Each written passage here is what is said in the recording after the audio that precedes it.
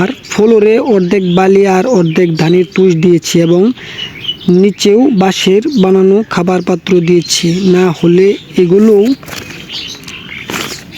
খাবার অপচয় করে। দেখতেই পাচ্ছেন কি সুন্দর আমার শখের টাইগার মোরগ, মাশাল্লাহ। বাহির দিয়ে আমি প্লাস্টিক নেট ব্যবহার করেছি, যা বাজার থেকে খুবই সুলভ মূল্যে আপনারা কিনতে পারবেন। নিচে দিয়ে আমি ইট দিয়েছি যেন ধানের তুষগুলো বাহিরে না ফেলতে পারে। দেখতেই পাচ্ছেন মুরগিগুলো বালিতে কতটা স্বাচ্ছন্দ্য বোধ করছে। টাইগার মুরগিগুলোর জন্য কিছু বাঁশ ও কাঠ বেঁধে দিয়েছি, রাত্রেবেলায় তারা উপরে উঠে বসে থাকে। দেখতেই পাচ্ছেন তা কত সুন্দর করে আমি আমার মুরগির জন্য ঘর তৈরি করেছি।